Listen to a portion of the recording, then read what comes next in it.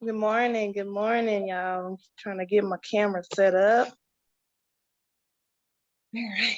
So that's good morning. I want to say welcome to Breakfast of Champions, um, hosted by Maryland Denise Coaching Services. Our lines open up at 5:30 in the morning with some great worship.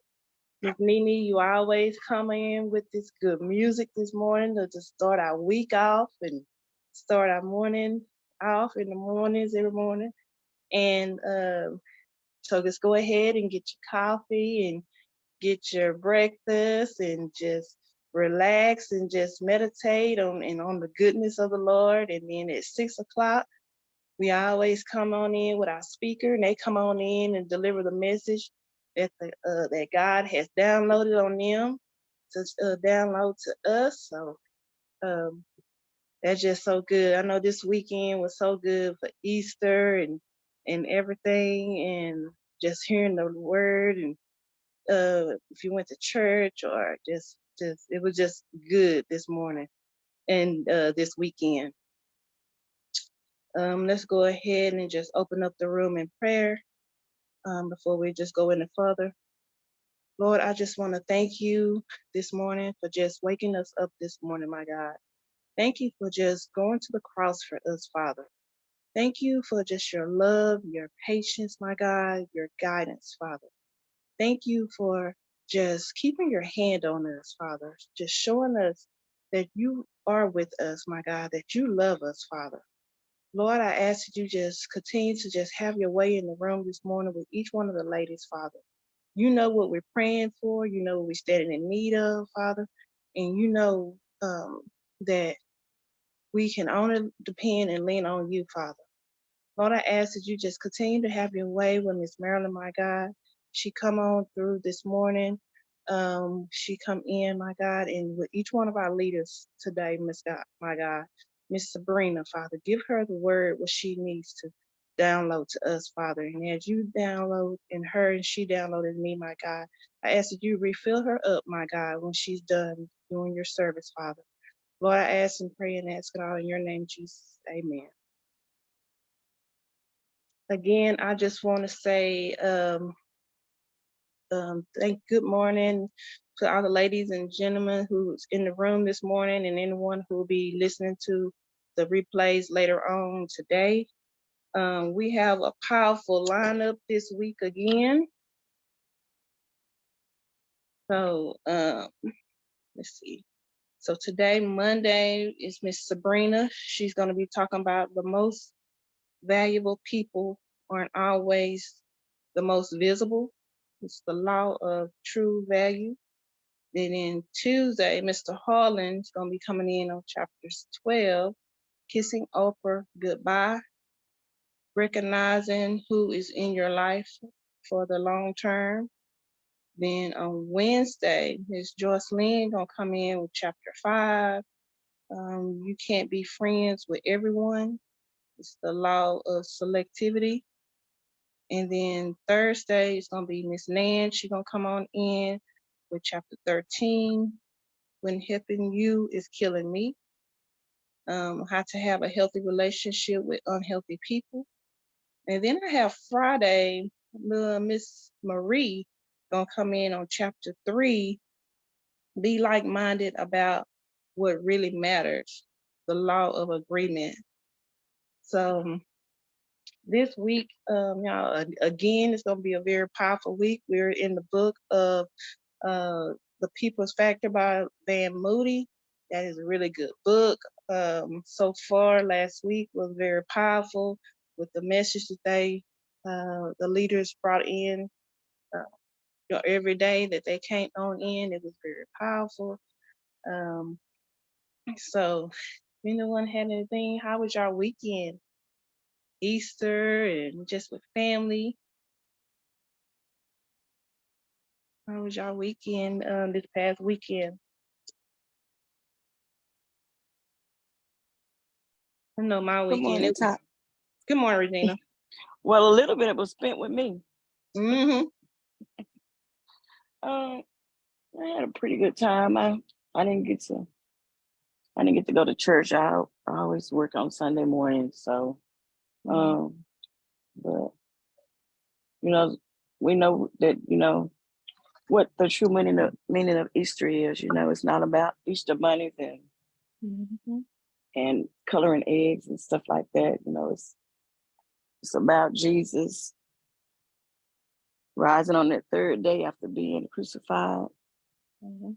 Um, and so yesterday, like I got off of work, we just went to my mother-in-law house. Well, actually, my niece and my youngest grandbaby came down from Dallas and played with her. She is so bad, just little Speedy Gonzalez. We had a had a good little time, spending time with family and everything. Um, and that's just about it. I rested a little bit on Saturday, and that's about it. I had a pretty good weekend. So hung out with you a little bit, had a little Mhm. time, laughing as usual. Mhm. Um, that's about it. Thank you, though. All right. Thank you for letting me. Thank you for sharing, Regina. Yeah, it was a good weekend. It was good. You just hung out, with your family and seen your grandbaby and everything. And yeah, we did have just a girls out Saturday. It was good just to get out. Yeah, and Easter, like I said, it was so good yesterday. I went to church yesterday. It's just something about sitting in the church versus, I mean, it's online is good too, but it was just something about sitting in the church house, just going in and just fellowshipping and just being with people, believers, and just hearing the word and as the pastor just gave the message, it was just so good. Just going in there and hearing it, and then when I was, with family and just spending that time and just being thankful for the things that God has done and what He's doing, and and just bringing us through, y'all. It's just so important, that He just gave His life for us and stuff. So I was just thankful all day yesterday. Kind of an emotional day, but I was just so thankful. Anyone had anything else with how y'all weekend was? Easter and just with family. Good morning, beautiful. Good morning, Uh, Miss Murphy. I apologize for my camera not being uh open, but girl, I'm tired. I'm listening. I'm in my big chair, Hmm. big chair, and I would just want to say I do apologize for that, but I had a dynamic weekend, and I have to tell y'all about somebody in our space. This young lady, she spoke at our church on Friday night.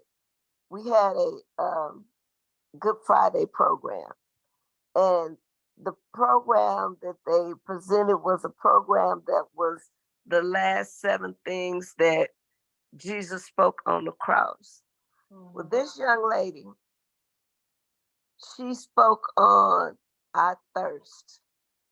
And she might be just shaking her head right now, but when I tell you this young woman blowed our socks off with her speaking, and then she ended it where she put a twist on it. She talked about how Jesus was human, but he was also his divinity.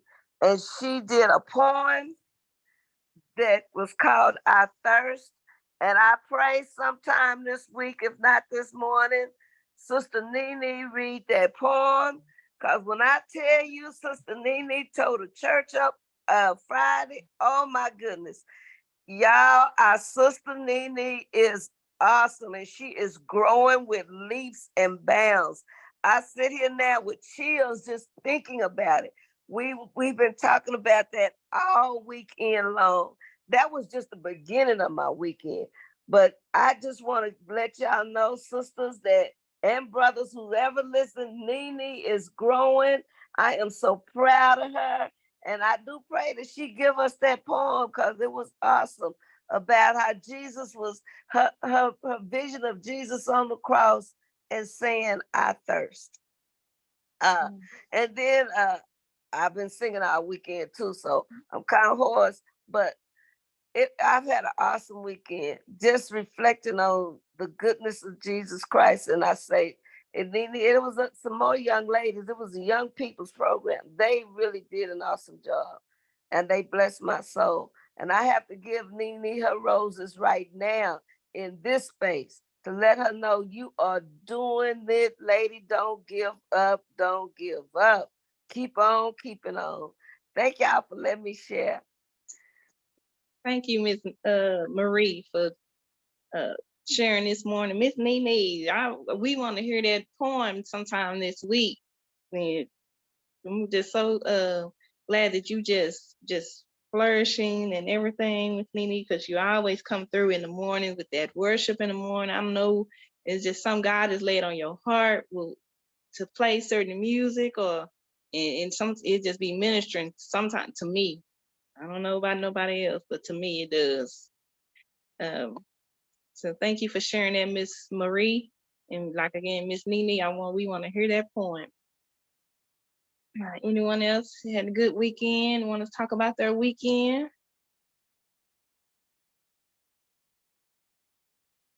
Let's see what's in the chat this morning. Good morning. Good morning.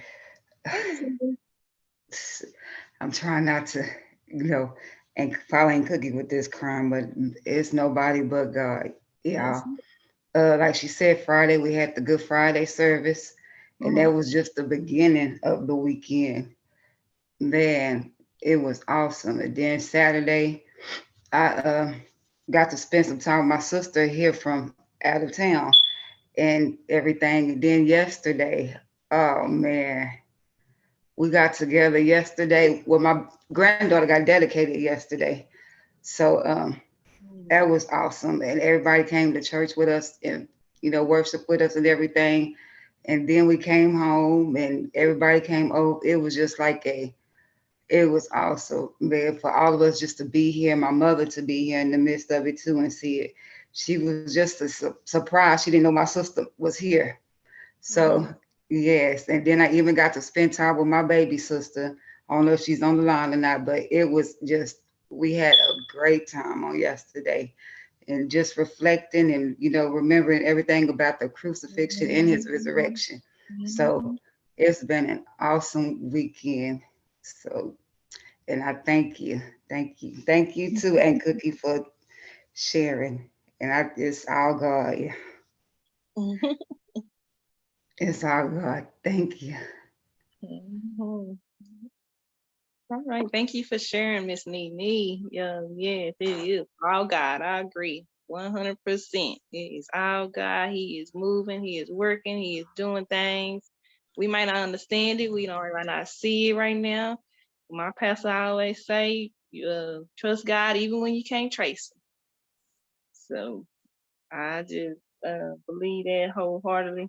And I just thank you, Miss Nene. Good morning. How you doing? Good morning, Miss Charlotte. Oh, I'm fine. How y'all doing this morning? All right. How was your weekend? I had a good weekend. It was great. Oh, that's good. That's good.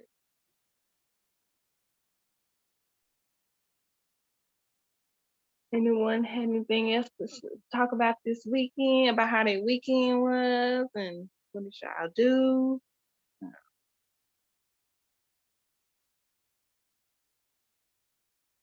Let me see if our speaker is on this morning. Let's see.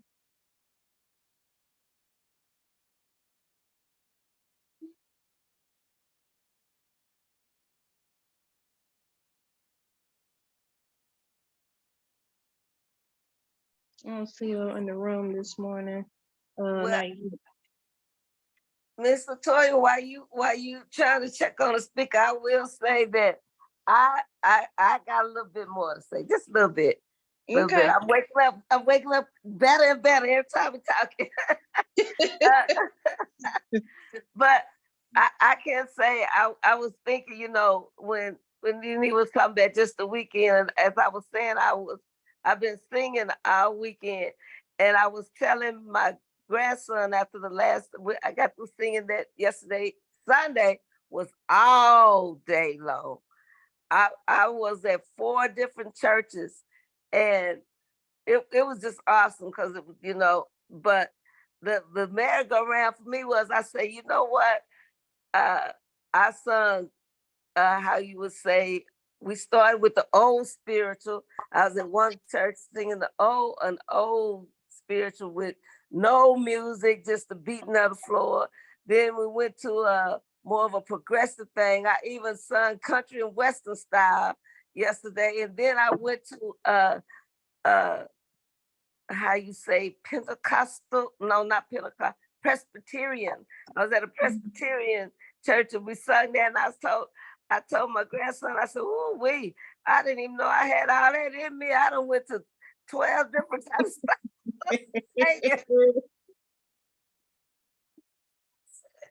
It gotta be God. There's nobody but God to allow you to sing those different types of style and and do it. I mean, I didn't even know I had it in me. So I was like, I am so grateful to God.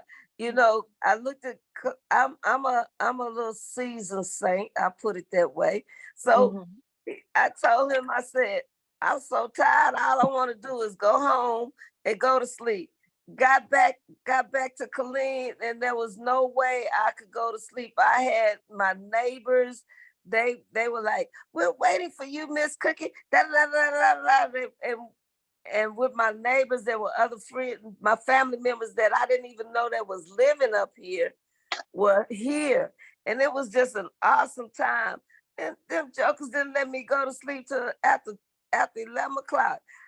That's why I can't get my camera up. I'm not used to that kind of that stand up there late.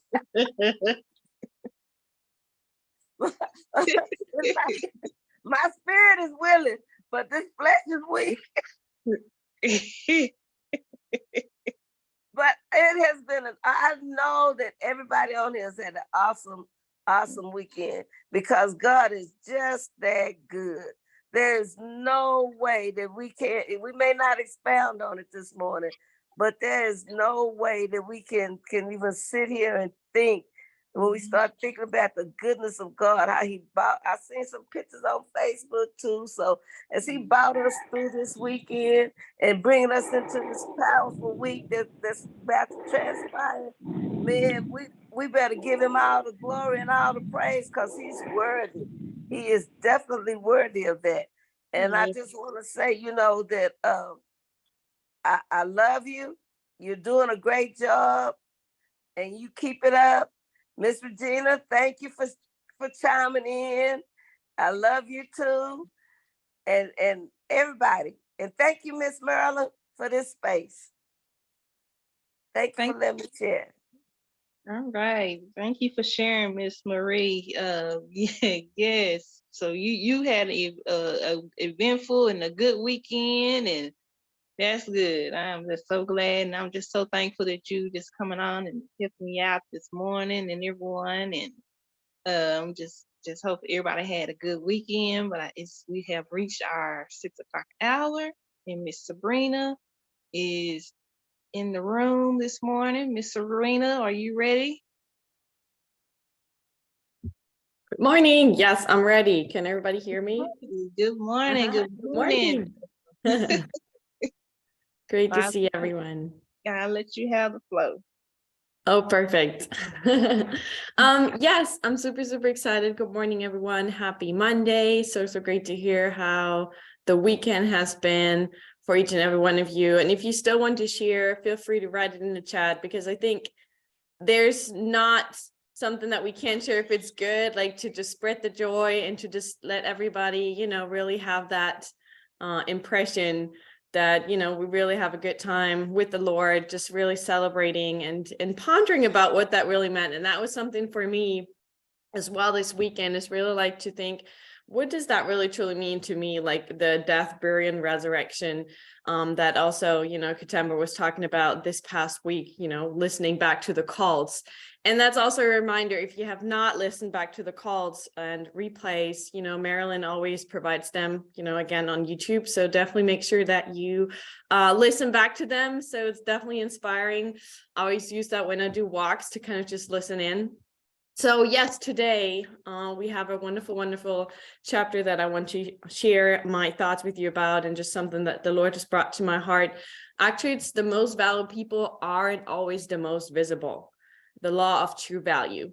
And for me, it's like kind of that hidden treasure that, these people are to us, that we sometimes literally don't know that they are in our lives. And as I was reflecting back on this time, and who is really truly valuable to me and who I'm not maybe sometimes recognizing, I was like, oh Lord, like I'm so grateful that I was reading this chapter and can just, again, reflect of what is already there.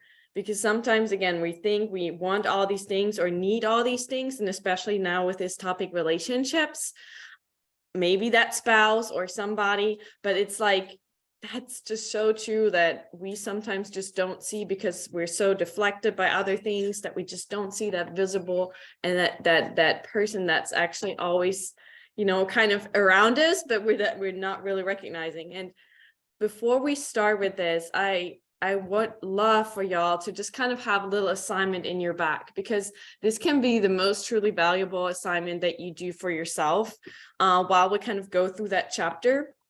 Is listening closely to the attributes and character traits of a person that is most valuable, but not often most visible. So the author really talks a lot about those attributes, like, while describing the examples.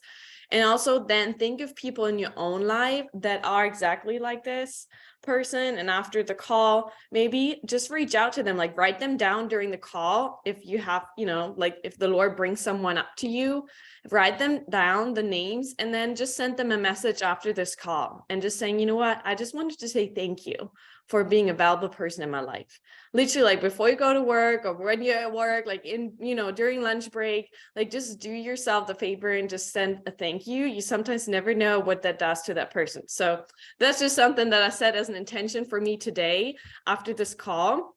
So I just invite you to it. You don't have to do it, but maybe it's a cool assignment as well to just bring some awareness and light into the space. So really, really interesting that the author is also talking about his personal story and his personal wife. I don't know who has actually read this chapter already. I don't know. It's like chapter 8. So I don't know if you've come that far, but if you've read it, maybe just send like a thumbs up or just a quick yes in the chat, and let me actually open it so I can see y'all and see if you have any questions. So, all right, there it is.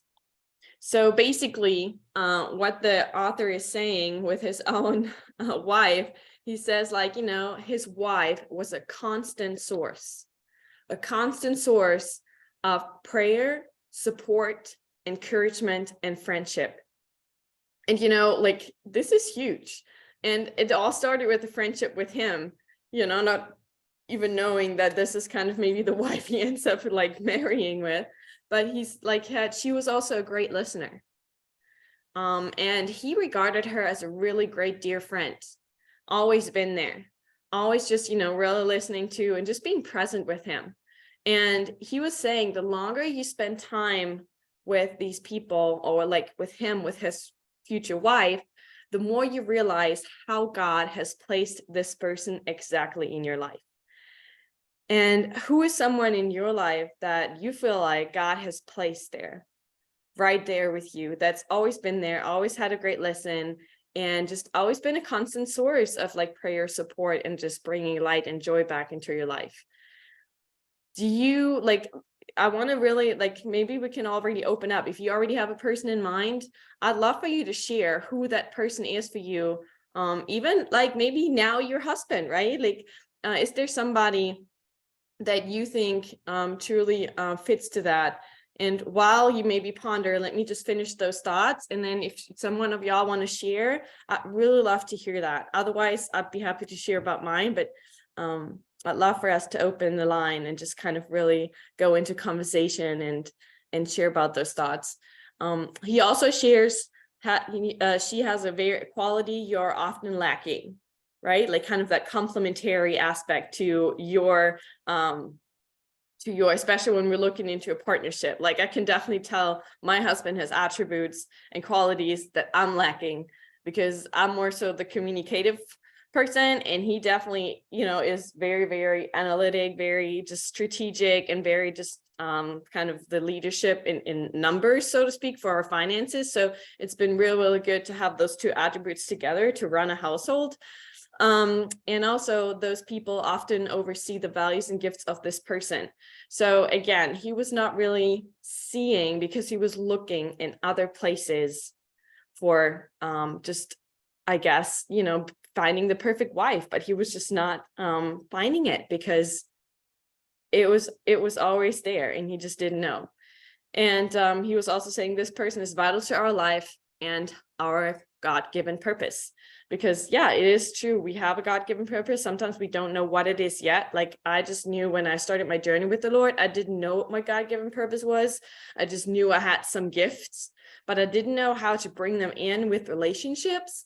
And even being aware that relationships can really nourish and really feed into your purpose. That was a very, very huge game changer for me once I knew that.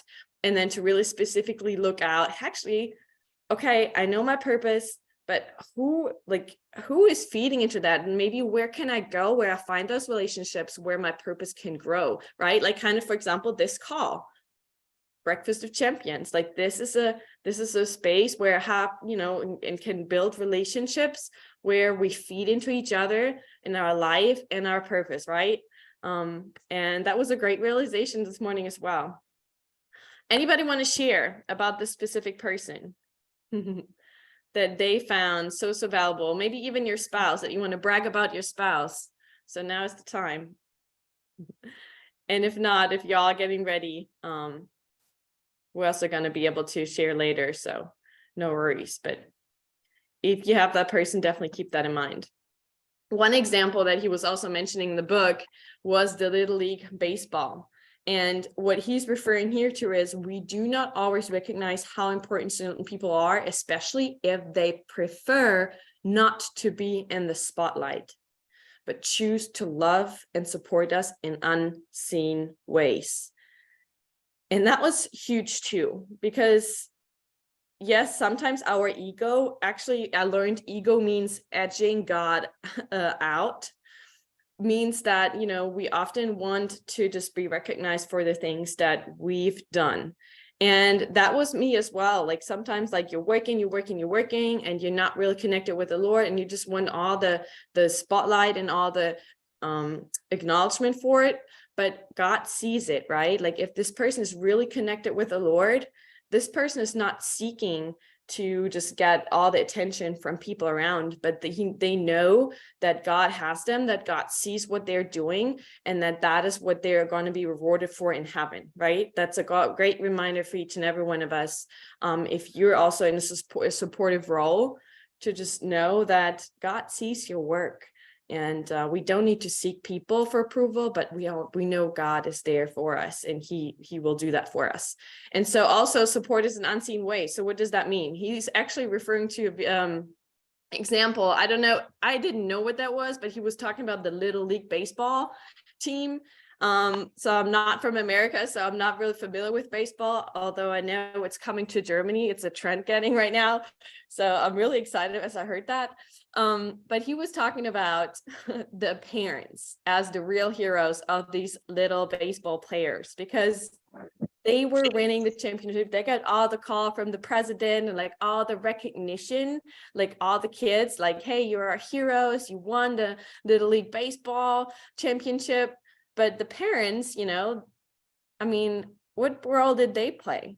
And if you're a parent in the room, I also want you to ponder about, maybe you're also a valuable person to your children, and they may not recognize that yet, because they're so consumed by just, their baseball and what they're going on during the day. And the book is actually called The People Factor, Shannon. The People Factor from Van Moody. And especially talking about all the laws of relationships. If you want to follow up, then definitely text Marilyn, or somebody else may just text it in the group real quick in the group chat. So because what was it saying? Actually, he's saying the Meiji knew they would never have won a single game without dedicated parents who took them to practice, encouraged them, fed them, cared for them, and washed their uniforms. And one thing that I recognize reading this is like, it's often the most boring everyday things that, for example, parents do, like literally, like I just can say right now, like changing my son's diaper. It's super not attractive, and it's just the daily thing that we just do, but it's something that keeps our children just going. And for you, and maybe if you're in motherhood, you're doing something for your child, maybe preparing breakfast every day, or maybe, really just, bringing them to bed with a loving attitude and always reminding them that they're loved. Like there's so many things that we do on a daily basis that we are not even aware of, where we are very valuable, and just support and love people around us in unseen ways. I know this is normally about other people, but I also wanted to take that reminder that you could also be that valuable person to someone in your life. Okay, so definitely have that in mind as well. And one thing that I love about this book and what he was sharing, Story of Moses, Destiny, because we all in here have a destiny. God has a call for us. He has a purpose for us. And as we were already sharing in previous chapters, every person in our lives, even though they're not supposed to last, like maybe it was not a win-win situation, or, they were kind of just doing this for their own good, there's always a lesson in there. And I remember a time when, especially here in the US, coming here, and I'm going to talk about this in chapter 10 as well, like when you're transitioning, sometimes you don't know people yet, and you don't know why they're in your lives. And you may ask God, hey, God, why is this person in my life? Like, it's a good question to ask, but sometimes God stays silent and says, I want you to make that experience. And you can discern and move forward with that discernment, but sometimes you just don't know, okay, is that person really supposed to be in my life right now? Like, I really feel just kind of something is off. So how do you react to that, right? And sometimes it's asking this person questions to really know their values and to maybe see how their relationship with the Lord turns out. And if that's something that could really just be an open door for you for something else, or if it's rather supposed to be like, I let go of that person because I don't think it's really going to be a fit. But the most amazing story that he's referring to, and it was an eye-opener to me.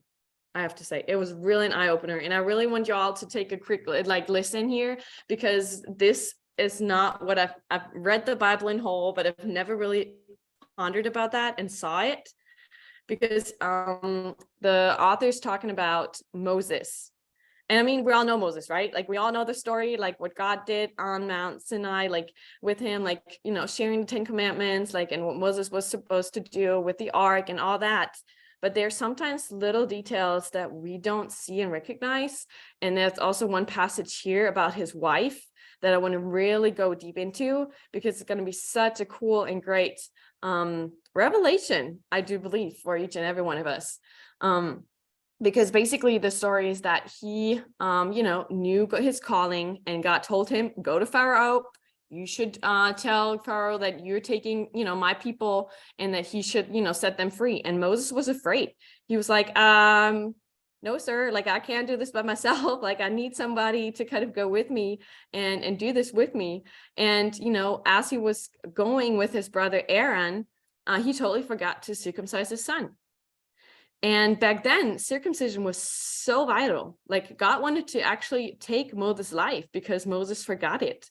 And I was like, wow, I even didn't read that part. But his wife, I hope I'd say this right, Zipporah, she was the real hero, because actually she recognized and was sensitive to the situation. and she was willing to do what needed to be done. And that's also so crucial, because sometimes, like when we're in a functioning relationship at work with our coworkers, like we're working in a team, or like with your spouse, or you're just are in a relationship right now, like sometimes when we need to get things done, we often forget. And knowing that the other partner has our back in that moment is, I mean, what a default system to fall back to, in a safety net. And she did that. She recognized it and just circumcised their son, so that actually she was saving Moses from dying, and she was actually helping him to prepare him for his purpose. So that means that he was able to go out there, to go to, you know, Pharaoh, and actually free God's people from bondage. So huge calling on his life, right? And we all have that one calling that God has for us, maybe not in that purpose, but it's so true. And the point of the story is that relationships are of true value, help position you and prepare you for your destiny and your greatness. And I don't know, do y'all have any like person that you think of, like if you even just writing their names in the chat, and if you want to share about them, I'd love for y'all to share. Because I think it's so important sometimes to recognize who are those people in our lives. And I wonder if any of y'all already have that one person that you think of that's already of so true value, that the person might be around yourself, right, all the time, and you might meet this person. For me, for example, it's my friend in Germany, because I never realized she was always present in my life. But, you know, when you just move to a different country, sometimes those relationships, you know, you can't just have that intense relationship as if you would see them on a regular basis. But she was always someone that supported me, that no matter what was going on, she was sending some positive vibes, even just sometimes like, you know, hey, Sabrina, just wishing you a great week, and just always being a backup for me. And that has been so huge for me, in terms of knowing that there are relationships out there that just don't want to take from you, but that they're so thankful that you are in their lives, that they're just reaching out to you and texting you and saying, hey, I think of you. Like, I love you. Like, how are you, friend? Like, hey, this is going on in my life right now. This is something joyful that I'm experiencing. What is going on in your life?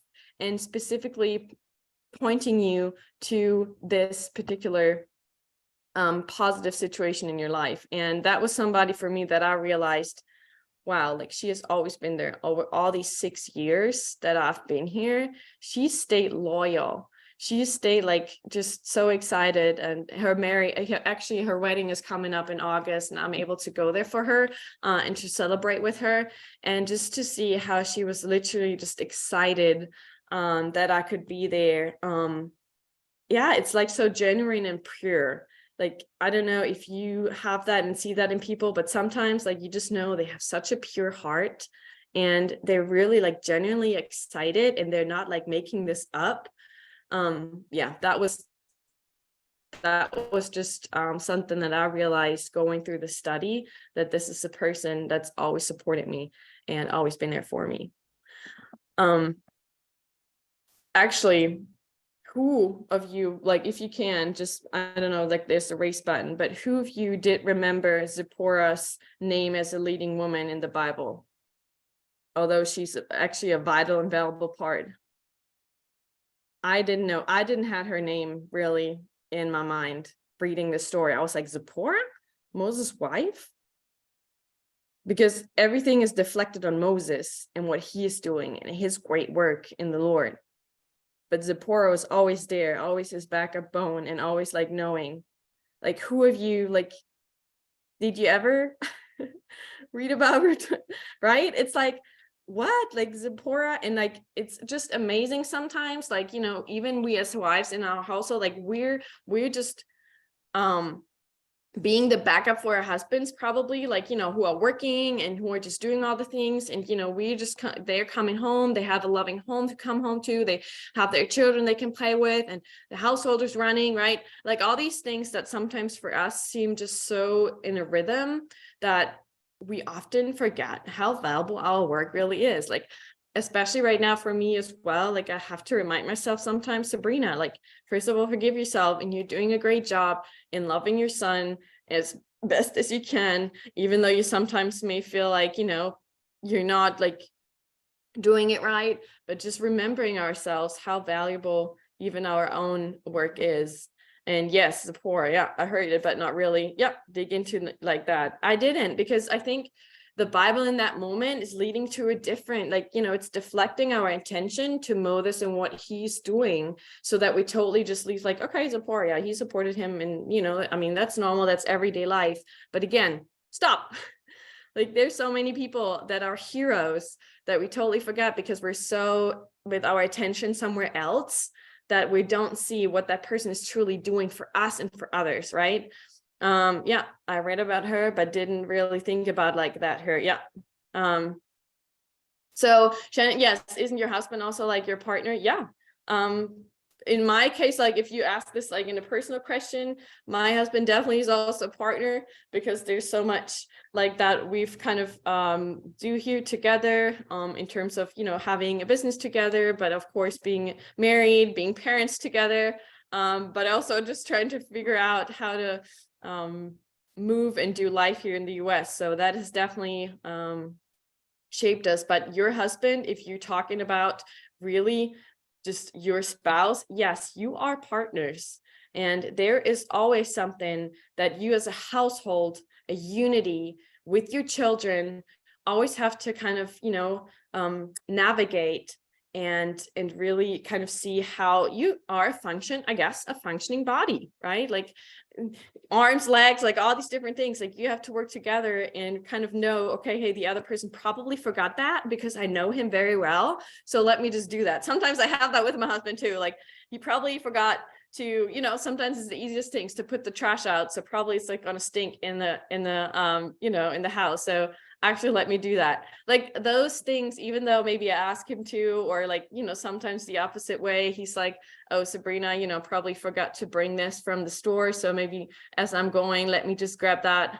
And those kind of things where we already think for that person, right? That's the helpful, and that's the perfect situation if you have that in your in your marriage, where the person thinks for you and really knows your ins and outs and kind of your flaws, right? To just step in. But anyways, let's continue, because I really want to be able to embark on this further. And I love this topic so much. It's been so much fun to read this book and to read this chapter specifically, because coming back to the story of Moses, there are people that are there to enhance our performance. And so, for example, Moses needed help. He's like, oh my goodness, like this is a huge calling, God, like I can't do this. And I don't know, I wonder about you, like, did God tell you, hey, this is your purpose, this is what I've, called you to, but you're like, God, I don't know, like, I can't do this alone. Like, I need somebody. Like, I just need that person that comes alongside and kind of just helps me, to push me in the moments where I need it, where I need motivation. Like, I can't do this by myself. And God is like, all right, you know what, Moses, here is your brother, Aaron, and he can support you. Although that was not God's intention for Moses to go with his brother. And we'll see what that actually does in the end. But this story is so perfect for us to learn in so many different aspects about this topic. Because Aaron simply does his job. Like, he goes with Moses, and when it's time to speak to Pharaoh, he's like, all right, here you go. I boost your performance, and I'll help you do what you need to get done. And that's what Aaron does. And that's why we see that actually Moses kind of fulfills his purpose. But there's an attention that we definitely need to look at, which is safe, secure, and loving relationships that we want to go home to, versus the new status and fame relationship that does not show loyalty. And in this case, Moses, like, he gets all the value from people. Oh, that's what Moses did. But what about Zipporah in that moment? Like, Aaron and Moses go out there because they're, let's say, on the spotlight, right? But who is actually the person that's kind of still backing Moses up to take care of his child? I think Elijah. And to really just be that backup bone so that Moses can actually go and fulfill his purpose. And again, in this story, it's just deflecting on the spotlight, but who is in the background, and who's showing loyalty to his husband. And that's what Zipporah again is doing. I just literally, y'all, like after this study, what I'm going to do, I just want to read further on Zipporah and just her character traits, because in the book, like, you don't see a lot about that. But I just love to know if there's anything in a book study on her, because I think she's just really a hidden star in the Bible. But anyways, often, and I don't know if you have seen this in your workspace, but sometimes when, there are people like spouses that support their spouses in just achieving a career or just really being the backup bone, then, like often that person, when it's in the spotlight, they're like, oh yeah, like here I am, like this is me, I just did all the work, and they're totally kind of losing track because of the new environment and like the new shining stars and like new relationships they're doing because of their new position. Do the people really often think about, how do I get here? Like, who helped me actually, right? And sometimes we don't have that awareness for the people who really have helped us where we are. Even your spouse, or maybe at work, like you've had a new position, or maybe even, Marilyn, I can think of you, like all the people, like for example, at church, who have helped you to just step into your ministry. Like, how is that actually for you? If you can share. I know that was a huge part for you to kind of, just move up in like the church circle and be able to be recognized for the work that you do for your ministry. But probably you also had people that kind of helped you, like that lifted you up, maybe even at home, or, like I can imagine that's just something the Lord has just brought up. I wasn't on planning to ask you, but that was just something the Lord brought up, because I think you do have valuable lessons for each and every one on that. Yeah, y'all forgive me. I'm over here trying to get dressed to travel this morning. But yeah, there have been great people. I've had a lot of people that have come through my path. I was listening. It's amazing you asked this too. I was listening to a message yesterday, just trying to get ready for for Sunday service yesterday, and Bishop Noel Jones came on, and Bishop was talking about your gifts and your talents and all of that. When I heard him teaching, I said that's where a lot of my teaching came from, was from Bishop Noel Jones. And because I could literally finish his thoughts, I could finish his sentences, all of that. And I remembered all of those years, Sabrina, when I tell you years of sitting up under his teaching, gaining strength from him. I always said when it came down to me growing in my relationship with Christ, I had different people spiritually that played a part in my life. Bishop Noel Jones was always that one that came through to talk about deliverance. Creflo Dollar was always that one that would always increase in your faith. He and Pastor Bill Winston. Bishop Jakes was always that one that was talking to you about, your psyche. He always dealt with your psyche and helping you to move forward with different things. And just the people that were in my church setting. I had so many people. I did not get here on my own. There were a lot of people that played active parts, not so active parts in my life. I remember all the women that came in my early days. I remember all the leaders that came in, and they really, really did come in and help pave a way. But yesterday, Bishop he was doing a Q&A, and someone asked him about that question, what happens when you don't have like a mentor in your life or people that you can, really lean on upon those things. Oh, she wanted to know, can you do this by yourself without having mentors and leaders and teachers? And I love the way that he came and answered her with that. And he said that you can do it, but you won't be as sharp and ready for where God is taking you, because you have to have some people that have already paved the way, people that have already gone through different experiences in life. And what they're going to do is help you to sharpen your gifts, help you to get to know God. And when it is time for God to put you in the spotlight, he said, you'll be more prepared and ready. He said, so it's up to everybody as to whether they would, subscribe to people like that. But I think it is necessary as well. So I just think that this message is really good too, Sabrina.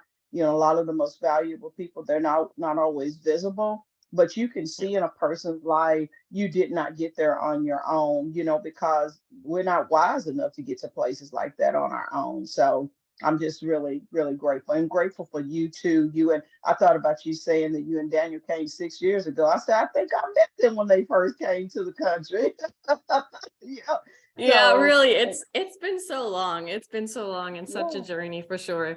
It definitely shapes and puts the relationship on trial. But thank you so much for sharing. And I think you're there's so welcome. much value in what you just were sharing, because we all have like these superstars, let's say, in our lives that see something in us, like that, because like when we develop ourselves, when God is growing us, like, and gets really the purity of our character to use for his kingdom, like there's often so many layers that society, that people, relationships have put on us.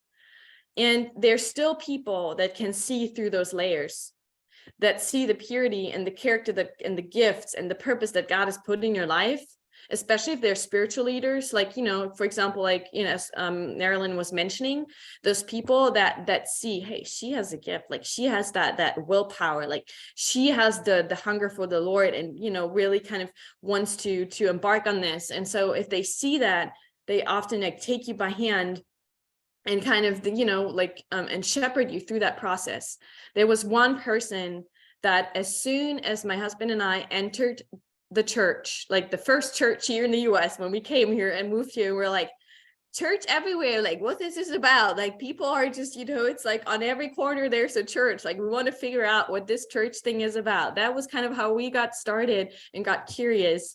And as soon as we stepped in the church, God has placed a family in our lives, that were kind of sitting right behind us, that when they said, hey, you know what, greet someone around you, like we greeted that family and stayed in touch since then. And this family, the husband of that family, was the one that was actually baptizing Daniel and me a year later, because they were seeing something in us, and they were pouring into us the whole time, and kind of seeing through, let's say, the German layers and the German, like kind of just what we had, like culture, but saying, hey, these people are hungry, like they really want to know about the Lord. So let me take them and shepherd them and bring them into a place where they can see the Lord themselves and have a real, decide if they really want a relationship or not.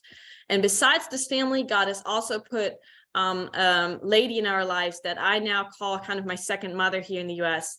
And it's just like, really, really amazing to see how she has poured into me. She has bought me my first Bible. Like, all these people, like maybe think about your life back. Who was the person? Maybe somebody bought you a Bible, or, has, brought you a book to read, to maybe a devotional book, or has shared like Bible studies with you. Like all these people that we sometimes, she just, we're just sometimes sharing something like kind of on social media, right? Oh, do you see this cat video? Like, it's just like such a thing that we do, like naturally kind of sharing things with people. But maybe people sometimes really do, hey, God has, sometimes I do have that, like when I see something valuable, like God brings up names for me just to kind of share it with them. And you just don't think about it, you just share it with them. But maybe for them in that moment, it might be something very, very valuable that they actually just needed to hear or needed to see, as a reminder. So never ever, especially the little things, if God tells you to do something, or, like if you just received, like, I guess, a little something from someone, it actually just really means a lot. And so, yeah, that was just something that I thought to share there, Ms. Marilyn, because like, yeah, it's important to have these people in our lives that shepherd us, that see through layers, and that can really support us in this role that we're in. Because 5 years ago, I would never have thought that I would build my own, let's say, coaching, and really like, have this a God-driven business where I'm like, it was just not possible. But because I had people in my life that were kind of constantly in the back and just kind of constantly kind of just pouring in, yeah, that's where you can go. And that's God has a purpose, and it's definitely going to trump. Even if you think like, oh, I'm not equipped enough, I can't do this, like I need someone to do this with. If God wants to have someone with you, he's going to send someone, but he's like, you got to get there by yourself. Like you know, I got you and I support you. And I have people in place that, you know, come alongside you for a while or just for that particular task, then yes. Let's see. So, is there anybody that would love to share? Oh, you have a share on the supportive role. Oh, please, Felicia. Sorry, I was not reading that. I just see the chat now. Go ahead, please.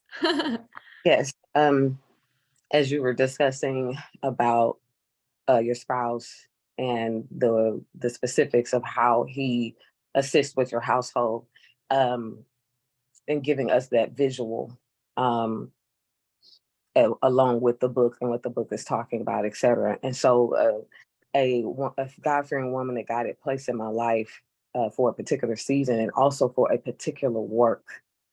I thought back to that. I thought back to all the way back to how we met. So we were taking this, it was a spiritual course. I found it online. I was looking up something on the internet, found the word of which the topic was regarding, found a class in which this woman in New Jersey teaches on that. Their whole ministry teaches on this. Got right in the nick of time, was one of the last of 2 students to get into this class, took the class for the year. Fast forward, went to the graduation after taking the class. And there is this God-fearing woman assigned to me as my roommate. So thus began something that God was already doing. Turned out we were from the same area, Florida. She was 2 hours away, but it still was geographically the same area. And long story short, as we began to develop that relationship, because through the interactions, through the class, through everything that was going on around us, it was in an environment, like you were saying, if there's someone in the chat, if there's someone in the room that you feel led to connect with, it's someone that is a like-minded. And that's so key. You know, sometimes we want a comfortable person, this familiar person, but are they purposely attached? And so we began to notice God like hovering over us. And I was like, we was like looking at each other, what is it? That's definitely got one, right? Like if you're just like, what are you doing? And so we committed to seek God. Turned out, fast forward, we hosted this retreat together after being shadowing someone, and how God lined it up. So we didn't have to figure anything out. God walked us into it. You know, he showed us what the relationship was about, you know. Yeah. And so through that allowing him to just walk us in and see what it was about, et cetera, and through that connection. And so, but one of the things I had to be careful about, because anytime, just because God connects you with someone, you still need to walk in alignment with the purpose of that connection. And one of the things I kept trying to do was do the thing that Moses was doing, was try to bring her into a place and a space that God was not saying. And kept doing that, it was always a failure there. There was always a drag and a pull and a weight. Don't become depressed, you know, behind what you're trying to do, you know. And so don't take what God is doing and then try to do something. And so I had to say, God, I make up my mind that I'm going to leave this connection right where it is, because it's good. Because the connection is good. So I think with some to spread that icing over the cake, and guys like, no, this is just a flower. This is just a topping. You know, you want to make icing, you know, and spread around your whole purpose in your life. You want to bring this person. No, don't manipulate. And that's something that we have to watch for, you know, as we're desiring to do God's will, and God is showing us things, and we're like, oh, is this the person? Is that the husband for me? Is that stop it, you know, drop it, stop it. Trust God that he into why we're connected. He will show us that it'll happen almost organically, like naturally. It won't be something that you have to do. And so that was very key for me, and key not to put her in a place and in other places of my life, because she had a character, that was good. She had, because God had some other things for her to do. She still had mission and vision and purpose. So, where God meant for us to connect, I had to respect that. The respect what God was doing, respect the fear and the wonder of what he was doing, so that I would not, like you're saying, pointing to, oh my God, and that was so good. Because I never really thought about that, pointing to what happened to Moses as a result of Aaron's presence, as a result of putting him in a position that God never said for him to walk in, but God allowed it because Moses begged, because Moses wasn't going to go, and so when we say, oh, I'm not going to go unless my husband come. Oh, I'm not going to go unless my family get saved. You said it. You got to go on your own because you got to answer. Yeah. So, you got a calling, right? That's bigger than, He's not trying to say, oh, well, I'm going to release you because, your husband saying no. God already factored all the details in. And so I was very glad to, just think of that as just one example of how God has brought someone into my life for a specific purpose.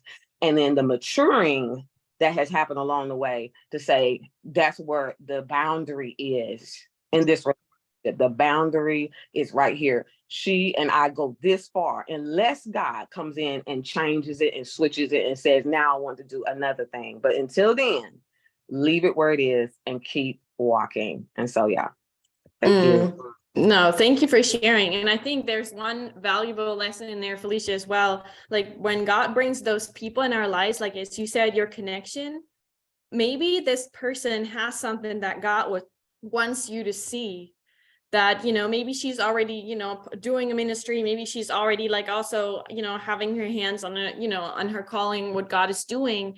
And God wants you to kind of connect with that person to get ideas or maybe ways of how she is doing that or he's doing that.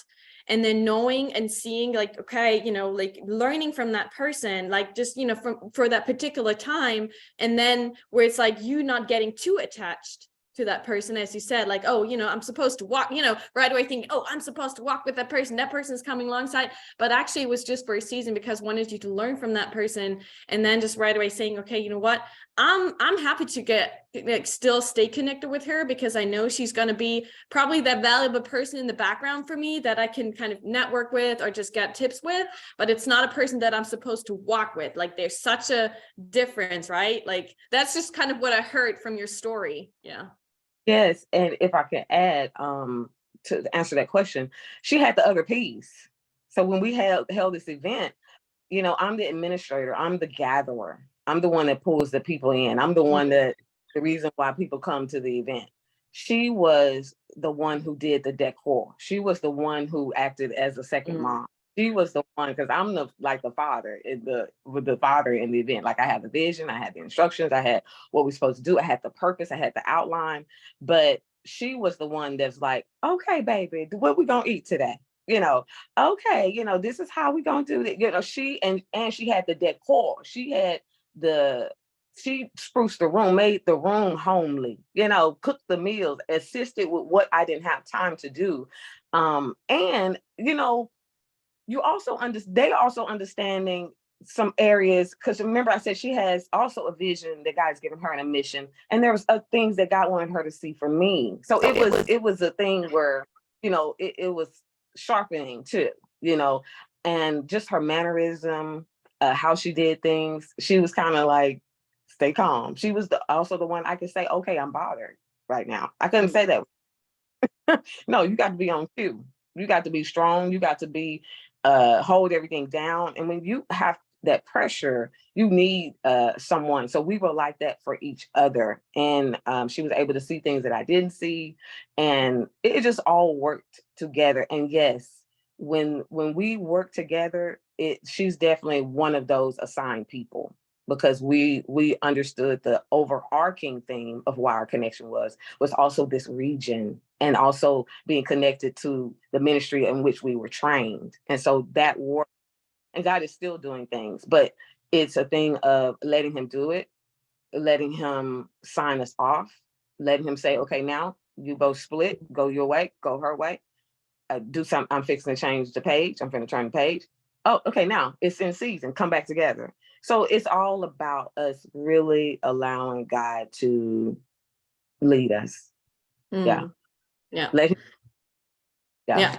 Powerful share. By the way, you look gorgeous. Like, I love it. It's like you're already kind of going on an event, like in a minute, getting ready for that. So I love it. Thank you so much for sharing. Yeah, it's true. Like, not getting attached too much. That's sometimes like when God gives us things like either resources, and that can be definitely relationships. It's like sometimes we want to hold on to that so much because we try to, I guess, cover it for our lack and our fear. And if we're aware like of that fear, like for example, like, you know, you're doing these events and you kind of, there's that missing piece, and like you have fear over it, like, God, how is, like, you know, how is this going to take, you know, place? And you're like here over with that fear mingling. Like, it's so easy to kind of, as soon as God gives something or there's something coming up, you're like holding on to it so tight because you're like, oh my goodness, my fear is so hard there. But then it's, if you allow God to just say, you know what, hey, if we see him as the provider, right? Again, like coming back to that faith side and not this, you know, like seeing things, then God can really use those people. And it's kind of just really, as you said, like on and off, but it's in harmony. There's not always a conflict, right? Letting go, because both are at the same level, at the same page, knowing the bigger picture of what God is doing. And I think in this picture of Aaron, like Aaron didn't know. He was just like, all right, I don't know what you're about to do. Like, you can do the Pharaoh thing, but, you know, I just come with you and be your performance enhancer and like kind of you push you in that moment. And yeah, right. So, but he didn't understand the value and importance of the work that Moses had to do. And that's what I want to really kind of come down to. But thank you so much, Felicia. That was a perfect share for this, and really, really good. Because the people that often value, like, they sacrifice for us, right? They support us when we're first also starting out. So when there's no like name yet for us, or when our dreams are not yet there, and but these people that have always been there from the start, when things were still not yet good, these are the most valuable people, because if there is that success later on, I guess the poor was still the same for Moses when he kind of brought the people home, as, you know, like prior, when she was kind of like, husband, you messed up, like you didn't kind of circumcise our son, so let me take care of it, right? Like in the little things, but also in the big things. Yeah, Aaron didn't have the skill set for the work, and his weakness compromised the vision from God. Yes.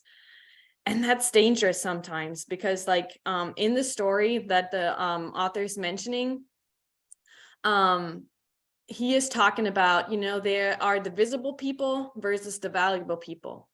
And, you know, Aaron was extremely visible in the nation of Israel because of his role as a high priest. He was not particularly valuable to Moses in that particular assignment and purpose God had for him. Because we see that he was, while Moses was fulfilling his purpose with like going to Mount Sinai and getting the 10 commandments from God, you know, it took longer than expected. The people got worried, like, where is he? Like, is he even still our leader? And then Aaron took in and just said, you know what? Hey, because he got the peer pressure of the people, like, we need somebody to worship, and to, you know, he built them an idol. And boom, there you go. Like, there was, you know, like Moses didn't know what was happening because he was just in the midst of like fulfilling his purpose. But, you know, like while he was doing that, Aaron was kind of, you know, like, what do I do? Like, these people are pressuring me, like they need a leader. They're not, you know, yet really fully committed to Moses, who has actually brought them out of Egypt. You know, I brought the hands from Pharaoh, but he just missed that bigger assignment, that, you know, and just was saying, okay, actually, because like, I guess I'm the only leader figure here in this whole place of these people, let me do something. But he had not that connection with God, didn't know, and was building an idol. And then what does that do? Bring all the people actually in trouble and in sin. And that's something that we don't want to do, but that's something that happened in this particular story. And there are two questions that came up here during this book. How many are in relationships we do not need because we think we cannot do without them? Let me repeat that again. How many are in relationships we do not need because we think we cannot do without them? And in this particular case, Moses thought he couldn't do without Aaron, but where did it lead him? What got out of this situation? Because there was that lack that Moses, and that gap that Moses wanted to fill with Aaron, because he thought he would not be good enough, right? And where do we have that sometimes, where we think, hey, you know what, like I need this person because I don't think I can do this. But to know that this person is really supposed to be there, or if that maybe, as Felicia was saying, like getting, you know, in trouble. So you don't want that. Like, and that's really, really important to ponder about, especially if you are on an assignment, just, you know, being a mom, or just really being in your business role, or building a coaching, or you're just going, you know, after God's purpose for you. Just think about that, because that's huge, to prevent some struggles and trials there. And the second question was, how many of us allow ourselves to be hindered and frustrated by people who are very visible, but not very valuable in our lives? And that's what the author is really, really pondering, like, you know, coming down to when it comes to visible versus valuable.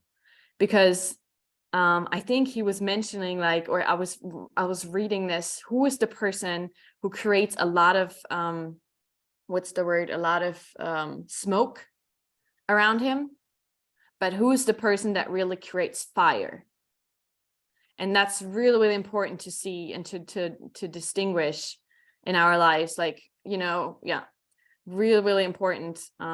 Who does create only smoke, and who does really create the fire? Because the smoke is for the visible, but the fire is truly for the valuable in our lives. And that was a picture that when I had that, I was like, yes, that's whenever I meet people, are they just visible and like going in their role like Aaron was doing, and just using their visibility to kind of do something? Or, you know, do they really know their true value in the Lord and really use that for just, you know, backing people up, supporting them, loving on them, being encouragement, pray for them? We have a lot of people, ladies and guys, that pray for us on a regular basis, and we don't know they're praying for us. Like sometimes, like, you know, being part of a Bible study, or, you know, just being part of this group, like you see that people, when you're going through something and you shared about something, people put you on their prayer list, and they might not tell you. Like probably, like even in, you know, this room, like when we're sharing about especially our struggles and being vulnerable, there are ladies that put you on their prayer list, and not even telling you that, you know, they put you on their prayer list. But they're in that moment the most invisible, but the most valuable, because the Lord hears their prayers. And if their prayers about you going through something, he hears that, and he's moving on your behalf already. And that's sometimes, right, like we forget the people that are literally praying for us sincerely, that we even don't know they're praying for us, right? That was also something that came up where I was like, oh yes, so important. Yeah, so let me go here to the last slide, because how do we recognize those people? Because people of true value, they seek to please God and not gain others' approval. So this is kind of a little sums up here for what he was sharing in the book. So people seek to please God, not gain others' approval. And I think Zipporah, again, is just the best example that we see, that she wants to please God because she knows how important it is that their son is circumcised. And because Moses was so afraid and so occupied in his mind about what he was about to do, he totally forgot to take care of things that truly matter and that are important to the Lord. And, you know, where you could think, oh, like, I mean, he was on his way to fulfill his purpose. But what did he do? Like, he totally still forgot that there's, you know, a circumcision that needed to be done. And Zipporah just, you know, she just stepped in and said, you know what, husband, like, you know, not like us, like, what did you do? Like calling, you know, like you forgot to circumcise your son. Like, what's going on? Like, she was just like sensitive. She knew it. She was like, all right, my husband has this assignment and this is important. So I don't want to interrupt there, and don't want to, you know, again, get him intimidated by kind of accusing him for forgetting about the circumcision. I'm just going to step in and I'm just going to, you know, do this and just save my husband and save the nation, literally, because of that. And Moses could do it. She was saving the nation of Israel. So it's just, yeah, So mind-blowing. Anyways, the second part that the author was saying of how to recognize people of true value is they bring fulfillment, not frustration, to those with whom they are in relationships. And, I think it perfect what Felicia was saying. And, if there's anybody else, like, let me see if okay, because sometimes I'm not sure if I see if somebody's raising their hands. And if y'all want to share, please feel free to just really raise your hand and step in. Because I think it's the more examples we can bring from our own lives, the more there's light to this, and the more we kind of see and recognize, hey, this is what I see in my life as well. She was also saying bring fulfillment. Fulfillment means in that moment, truly, you feel like, especially spiritually, they have a component that you may not have that, just brings that joy, that fulfillment that you need in order to do what you need to do. For example, like if I think about my current situation, my husband right now is, I guess, he's kind of the most visible for me, but he's also the most valuable in that moment because he works so much in the background for me, like in terms of with cooking, with all these different things, so that I can, for example, even right now being on this call, like he's in the bathroom right now, literally just being real with y'all, like, paying attention to our son and just loving on him and being there so that I can be here and fulfill my God-given purpose of like sharing about the Lord and, just being part of this group. And not even sometimes realizing that that's what they do so that we can step in and show up and do what God calls us to do. And so so that's just something that I was just thinking about, and that brings fulfillment to me. Yes. I'm sorry. I actually say I want to jump in on that one there. I think this topic is so needful because a lot of times we can miss out on a place of growth in God because sometimes we feel like one, like Moses felt like he could not do it, so he's calling on his brother Aaron to come and do some things for him, and not realizing that Aaron came in as a supportive cast to him, not to do the part that God gave to him, but to be a support. And we miss out on opportunities to grow during those times when I think we talked about it last week, when there is a place of codependency that's still so strong on us, and I think it comes from the words that we say, I'm afraid, I can't do it, little things like that. Those things go in and find a place in our subconscious mind, and they show up in times that we may not even know that we have planted those things. And I think that, the ending of it, of how Aaron, I think they had become codependent with each other, and Aaron is thinking that, well, since Moses is not here, I'll go ahead and be the boss. But he has not been assigned to that particular position right there. He does not have the anointing. He does not have the grace for that. So I'm saying this to say a lot of times it's very important that we recognize the people that are in our lives, and sometimes to let them know how much you appreciate them supporting you, so those words will stay in their minds that you are the supporting cast to me, and I couldn't do this without you, while I'm getting my strength or while I'm gaining things from another. And so I think that it was a moment missed possibly with Moses. And then sometimes we learn things on the other side of it, Sabrina, because we're not always going to get things right. We will learn things on the other side, like, what, God told me to do that. And sometimes that's why we got our feelings hurt, or that's why we end up finding ourselves in a position of reprimand or whatever, because that was not what God had assigned us to do. I think sometimes, but the key is to be so keen during those times that we speak up to say, I know that you may want to put me in this position to do this or whatever, but there are times when you can put two leaders together and they will bump heads with each other because both leaders have a different style of doing things. So you have to be careful, what you're, bringing in what you're not saying, what they say, what you don't say, what you don't know can hurt you. And you Mm, have to speak up during those times that, I am bringing you in as a supporting cast, because otherwise those two heads together, it really does not make for a pretty picture, especially when we don't know, our different positions or whatever. I hope that makes sense to you guys.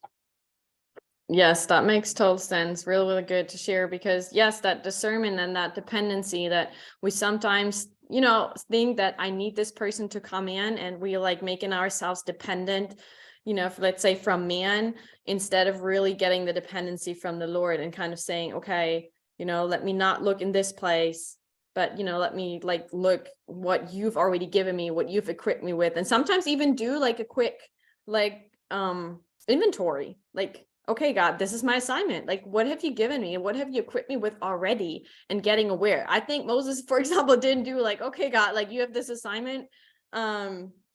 What talents, what gifts, or what skills, or what spiritual things have you given me? Like, he didn't do that. He was just right away like hearing that assignment and like, wow, this is big. Like, oh, I can't do this by myself. And right away, like going into, okay, who do I need here that can help me? Instead of really kind of sitting with the Lord and kind of, I guess really journaling back then they didn't have, but kind of just really ponder about, okay, God, like this is what you've given me.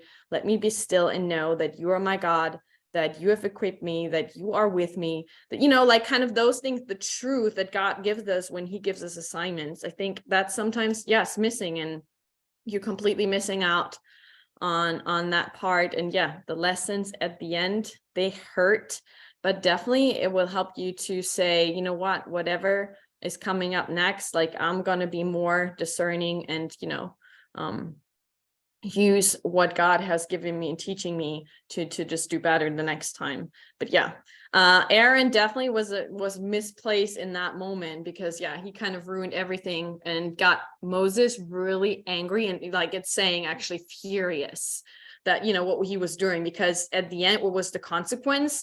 It took them so much longer, because Moses, I think, had to write like the 10 commandments, like in stone by himself. And I mean, just imagine he had to do that. Like, right now you can take pen and paper and write it, but he had to literally take a stone and write those 10 commandments in the stone, which, and they couldn't move further, when that was not done. So look how the delay of that, particular assignment. And again, when you lead people, like the Israelites, they couldn't have patience. Like they're just like, hey, you know what? We want to move forward. Like this Moses is taking so long, and they didn't understand what was going on with Aaron and Moses, right? They just didn't. So people around us, when we're on an assignment, they might not see what's actually going on behind the curtains, right? Or sometimes when we're at work, we don't know what's going up in upper management and the relationships that are there. We just kind of see what they're giving us as assignments, how they react and behave towards us, but we really don't know what might be like dysfunctioning, or, what their communication is in the upper management, like, for example, at work, right? So we can see that in our own space. Sabrina, I've got one more take on that. I don't know if anybody's thought about this, but that enhancing part. There are oftentimes, even as leaders, that God brings people, into our spaces, just like they do when we are followers. And we're going to always be followers with that, and we're always leaders too, in some right. But there are times when we can speak up for someone, when God was really trying to give them a voice.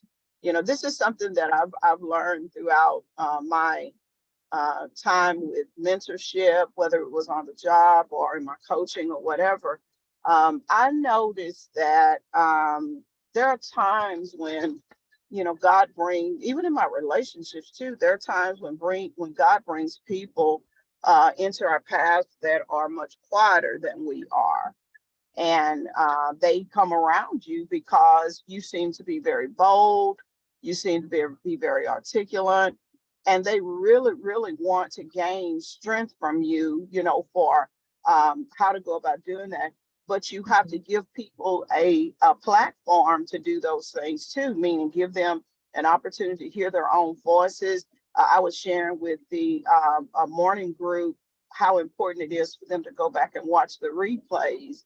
And majority of them say that they don't go back to watch them, especially the ones that they are on, because we don't like looking at ourselves, or we don't like hearing ourselves, or whatever. But the only way that you're going to get better at what you do is that you show up in the good times and the weak times, and all of that. And I think it's very important for leaders to express that to those that are walking beside them, to trust the voice that God has given to you. If there are things that need to be improved, I think a leader will get in there and, help you to hone in on your skill, but you can't run away from what it is that you think that, because sometimes I think people, they have a tendency to want to mimic what it is that they see, their leaders or whatever. But the thing that we have to remember is that you're sitting close enough to them that one day that voice, whatever that voice is that you have, is going to be just as strong. It may not be just like the person that you are with, but it's going to be just as strong, and it's going to be able to reach the masses of wherever you need to be. But you got to give them a platform to where they can do those things also, meaning, having them to show up and, speak up at times, because the only reason that the two of you are attracted to one another is because y'all have something in common with each other. So I would say pay attention to the people that God has caused you to be around, because it's something that y'all have in common with each other. And our job is to find, all right, what is that one nugget? What is that nugget I'm supposed to be getting from them? Maybe it's the confidence, maybe it is the, the ability to show up, and hone in on whatever that weakness is that you have, because you already have a strength of your own. That's the reason that God brought y'all together. But if you find that they have a strength where you have a weakness, hone in on whatever that is, build yourself up, show up, speak up, do all of that, because eventually you will get to your destination. But I think it's very important that we, leave a space for, whether it be our spouses, our family members or whatever, give them a space where they can have a voice, and allow them to sit around you long enough to where you can help strengthen them, to help them to become confident in what God has called them to do as well. Yeah. So important. Actually, yeah, there's I appreciate you sharing that, Marilyn, because, for example, I remember when I was not yet having my own voice with God, and learning from that particular person, learning from their coaching, but also learning from their ways. There were times where we thought, because of the past that we've walked together, that, we were supposed to do work together. And I think we tried it literally 3 times to work on something for the kingdom. But in the end, it never worked out. There was always something that was just not, and we're in the end, I think after 3 trials, we're maybe we're not supposed to work together. Maybe it was just something for us, a growth, where we created space for each and every one of us to grow in that particular assignment, for example, of, just sharing boldly about the Lord, right? Because that was something that I was lacking. I was just not really boldly sharing about the Lord and what he's doing in my life. And she was the one always just sharing, go, and kind of just really inspiring people with her stories and her just, raw testimonies. And that was something that I couldn't do. And that was something I got from her, the ability to just say, you know what, I can be vulnerable now. I can share about the Lord, and really about my testimony. But that was just the thing that I was supposed to get from her.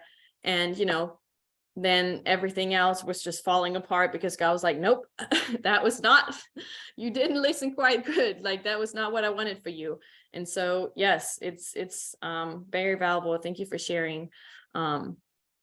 Any other shares about that? I just see Felicia sharing here in the chat. One thing that I've always thought about the Moses-Aaron situation is that I believe Moses robbed God of the opportunity to manifest a miracle with his tongue.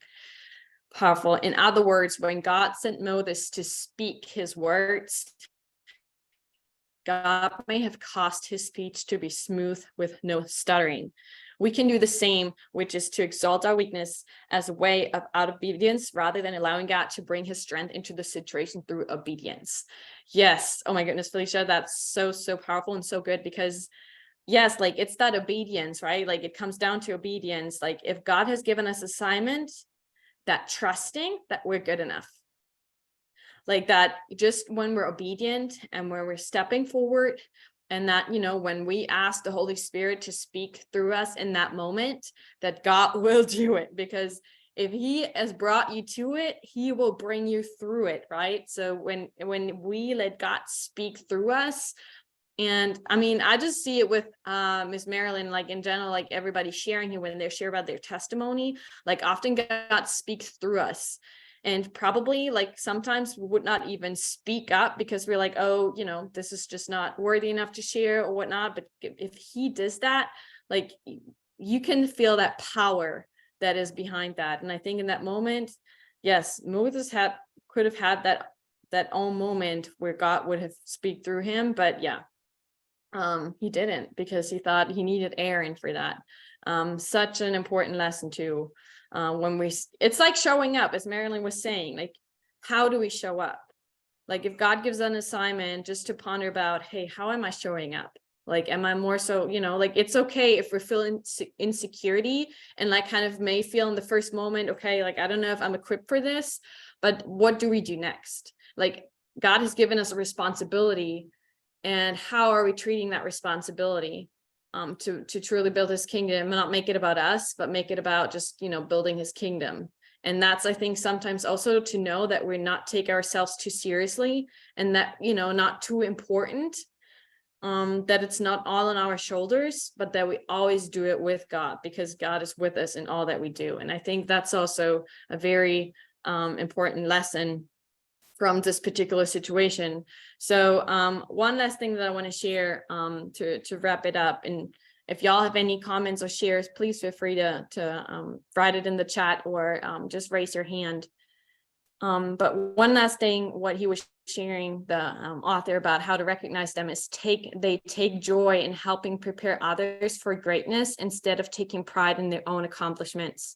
And I think, again, it's like when we just not put so much meaning and importance to ourselves, but really just have that servant attitude and know that, first of all, like we're coming as the least to support someone. As Miss Marilyn was saying, there are people that sometimes come in our lives that kind of want what you have, maybe just the confidence, the ability to speak, the ability to share openly and vulnerably without any, just, let's say, you know, mask on, or without just kind of always making it a beautiful story.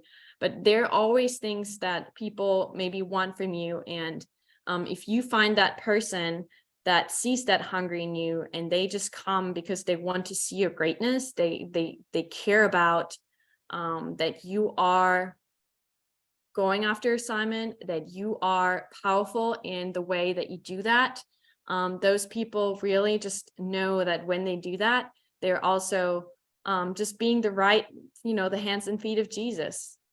And to, as Felicia was saying, again, be obedient, to let God use you, to let him take your hand, you know, and just kind of just really guide you and lead you. And you just kind of like, sometimes I just have that picture of like the blindfold, you know, you're just like, all right, God, here's my hand, take me where you want to take me. And, you know, not really knowing where you're going. And then just you standing there, and like kind of in Moses' situation, you know, it's kind of what Moses say, okay, God, you have that assignment. I trust you. I'm obedient. Bring me to that place. And, you know, like when I open my eyes, like you're just going to speak through me, right? Like sometimes, like in that moment, that's kind of what I have in mind. Like when we truly, literally trust God and am obedient to him, like are obedient to his calling, like not putting all our own thoughts and emotions in it, but just saying, all right, I'm standing for you. You got it. So let's go there and let's do it. And, you know, of course, see which people come alongside. But I hope that makes sense in terms of, you know, the people that are most valuable, but not often the most visible. Any questions? Because otherwise I would wrap it up here with the thoughts. But I think we learned a lot of great lessons about those people. And when you come back to the questions in the beginning, of just really the attributes of those people, that it's often, especially their actions are most invisible, and little tiny steps sometimes, so that we, because we often put so much in the big things and neglect the little things, just to kind of as an intention for yourself, even for yourself, what are you doing that's often invisible, but that actually supports you and yourself in the most effective manner. Like, for example, in the mornings, just reading your devotion, and or just sometimes like going for that walk, like those things that are often already just for us invisible because we don't pay attention to it, and how they really fueling yourself and your purpose, and especially the relationships around you. So I hope this was valuable. I hope you could really take those attributes of these people, especially learning from Zipporah. If you want, just go into further study with her. Like, I definitely want to embark on that further. Ms. Marilyn, did you have any last thoughts about today? I was just seeing that you opened your mic. No, I was just, just going to say we definitely appreciate you. This was a great study. Anytime that you can lead us back to the Word of God, it's always going to be good. A lot of times these stories, I think that's what they are meant for. Yeah. Though Pastor Van Moody has written this book, in a way to inspire us, to motivate us, to encourage us, he also has a assignment to lead us back to Christ also. And I think the more we understand a lot of the stories in the Bible, the more comfortable we become with our relationship with God, because I think sometimes, we may look at it as, I'm not good enough, or I don't, I'm not ready, or whatever. But a lot of these people are not ready either. They were just there. They were just there in the story. And he's brought out some great points about them. I was thinking about another valuable player that was in there, and that was his father, Jethro. Because if it were not for Jethro, there would not have been a Zipporah. Because when Moses even ran away, there's purpose in everything that we do. Though Moses ran away, because of, an act that he had committed or whatever, he ran right into God's purpose, where he met his father-in-law. His father-in-law is where Moses gained strength. It was with his father-in-law to where Moses began to start learning who he was as an individual. And then also it was his father-in-law that was the supporting cast when Moses went back to share with Pharaoh what God had said. There are people that will come into our life that will take interest, into us to say, wherever you go, that's where I'm going. Whatever you need, I will help to supply it. Even though Jethro was a leader in his own rights, he understood that it was time for him to help Moses lead by showing him an act of strength, act of courage, to go back and, share what it is that God had given to him, because he knew, that was a place of weakness for Moses. And it wasn't going to be the best thing for Moses to try to go back by himself. So if you have those kind of people in your lives, ladies, when I tell you, if you have not put them on your list of valuable people to walk with you, I would recommend taking a walk today, allowing God to go back and refresh your mind, because sometimes we can be so busy in the course of a day that we forget the people that came in to help lift our arms up, and when you find that, you definitely, want to find yourself in a place of gratitude and appreciation to God, to say, Lord, I thank you for everybody that has come into my life, because they help us to become, more and more stronger. Ladies, let's not miss that point in life to show value to the people in your home, because there are people that we overlook every day that, we don't stop to say thank you, because we feel like, well, they should already do that. No, anything that a person does for you, I think it's a place of gratitude. It's a place to offer gratitude and sincere thanks to God. So just wanted to tell you, thank you so much, Sabrina, for such a wonderful message this morning. Tomorrow, we're going to get ready for our next segment, which is from Mr. Harlan Bell, who is going to be talking about chapter 12, which ties in the message that Sabrina did today. It's entitled Kiss Orpah Goodbye, recognizing who is your who is in your life for the long term. And I think Yeah. we do need to find out, though there are people that play supporting cast in our life, there are some people that come into our lives for the long haul. And I think it would be good for us to recognize that through the Spirit of God, who those people are. So, Sabrina, we'll let you close us out in prayer this morning. Once again, thank you so much for bringing such a timely word in and allowing us to share in this time. And we look forward to the remaining of the week as well. Thank you, Marilyn. Yes, I'll be so happy to just pray us out here and just let everybody enjoy their day. So, Heavenly Father, thank you so much, God, for this time. Thank you for each and every one that is here right now, taking the time to prioritize themselves, to prioritize you, God, and to just let their minds, their hearts, and their souls be refreshed by your word, just by this book, Father.